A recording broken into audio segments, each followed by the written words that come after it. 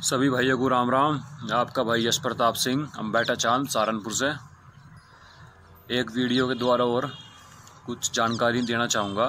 जैसे कि आजकल हर कोई कह रहा है कि हम भी क्षत्रिय हैं।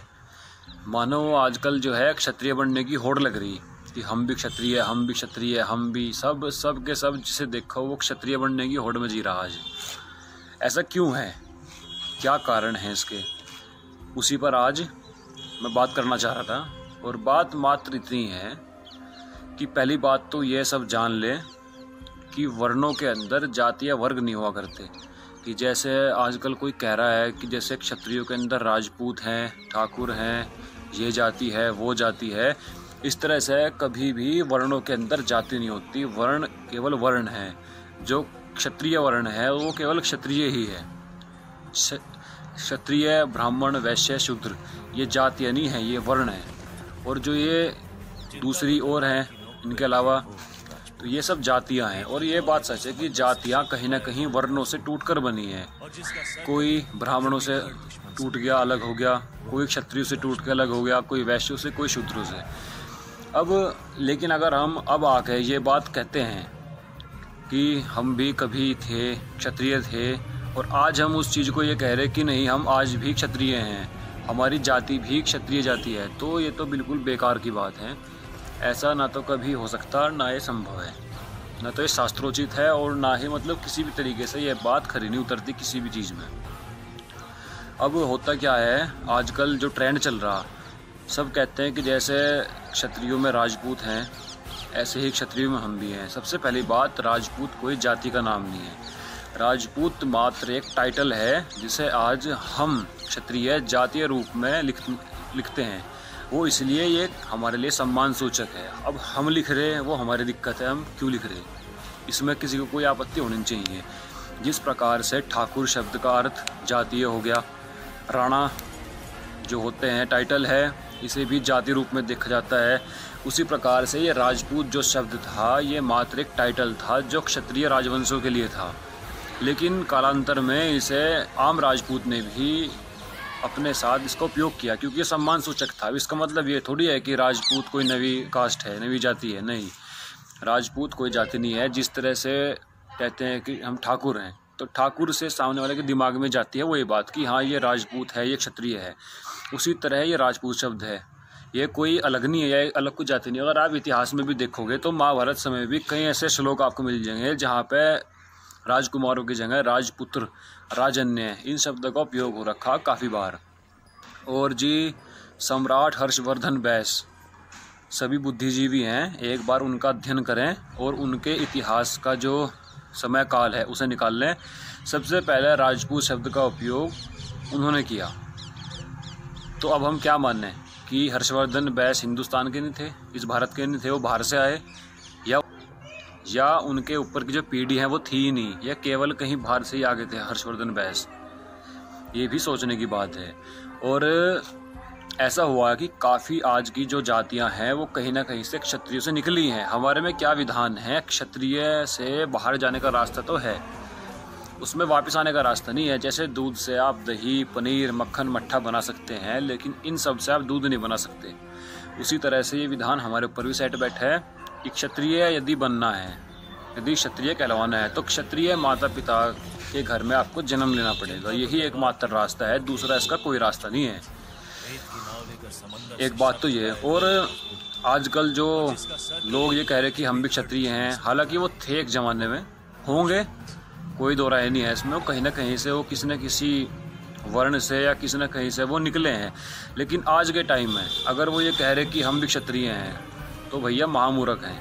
महामूर्ख वे इसलिए हैं क्योंकि वे इस समय जिस जाति में है ना तो वे उस जाति के होकर रहने के, और जिसका वो दावा कर रहे हैं उसके तो वो कभी संसार में अपने जीवन काल में हो सकते ही नहीं किसी भी कीमत पर, चाहे वो कितने भी जतन प्रयत्न कर ले। ठीक, एक तो बात ये है। और दूसरी बात, आजकल ये भी मैं सुनने को देख रहा काफ़ी ज़्यादा कि राजपूत विदेशी हैं, बाहर से आए, 12वीं सदी से पहले इनका कोई उल्लेख नहीं था। अब इन्हें, जो पागल लोग हैं, मूर्ख लोग हैं, इन्हें इतना नहीं पता कि अचानक जब राजपूत शब्द प्रकाश में आया तो क्षत्रिय शब्द कहाँ गया, या हवा में उड़ गया। या कोई रहा नहीं संसार में क्षत्रिय रहा नहीं। भाई ये हमारी जो अपनी कौम की है, हमारे वर्ण की है, हमारे ये अपना समाज है।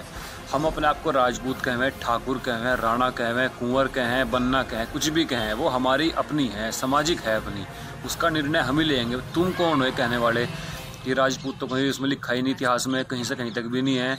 ये खाली लिखा पट्टी से नहीं कुछ हो करता, ठीक है। परंपराएं तय करती हैं कौन किस वर्ण का है, रक्त संबंध तय करें कौन किस वर्ण का है, उसके रीति रिवाज तय करें कौन किस वर्ण का है, ठीक है। किसी के कहने से कि हम भी क्षत्रिय हैं या तुम बाहर से आए, तुम क्षत्रिय थे ही नहीं, तुम बाहर से बने, तो फालतू की बातें हैं सब। इनका कोई सिर पैर नहीं होता, ठीक है।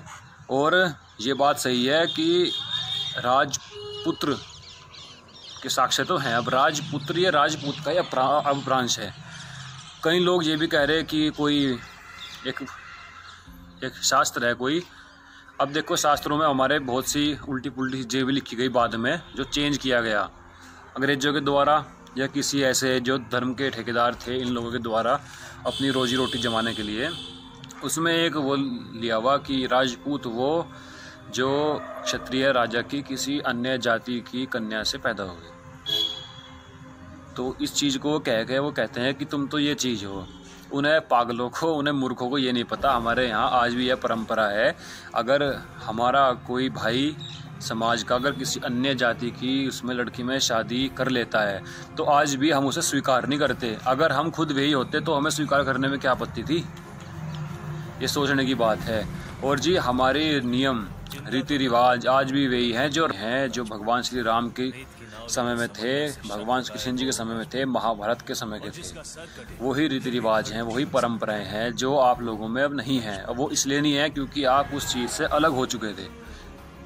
अब किसी भी कारण से अलग हुए हों उसके ऊपर तो मैं कुछ बात नहीं करने का, ना मैं कोई टिप्पणी दूँ, लेकिन अलग हो चुके थे, अब हट चुके थे, वापसी आने का कोई रास्ता नहीं है। इसलिए ही सबसे विनती है कि जो जिस जाति में है, जो जिस वर्ण में है, उसके ऊपर गर्व करे, क्योंकि कोई भी जाति छोटी बड़ी नहीं होती।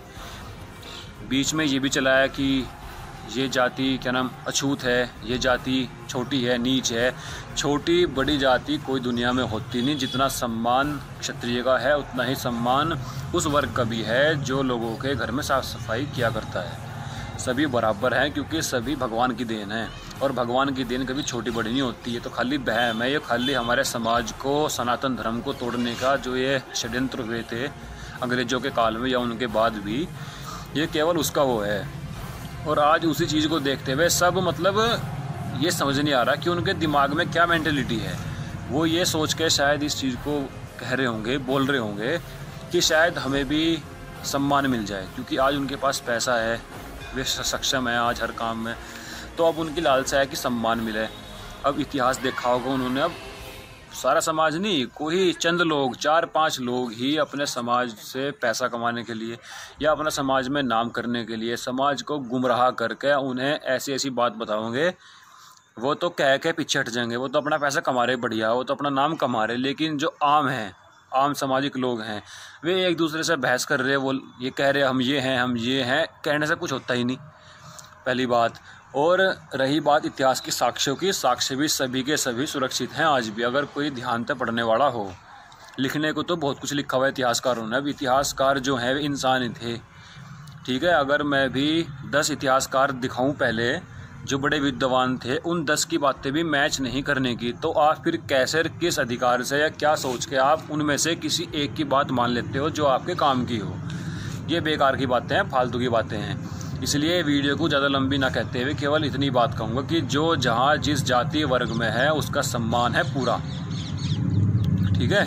कोई भी अपने आप को न तो समझे कि हम हीन हैं, हीन कोई होता नहीं, ठीक है। नहीं, सब अपने अपने हिसाब का काम करो। जो जिस जाति में है वो अपनी जाति पे गर्व करे। हर जाति का अपना एक इतिहास है, बढ़िया इतिहास है, और ये भारत है, सनातन संस्कृति है यहाँ की।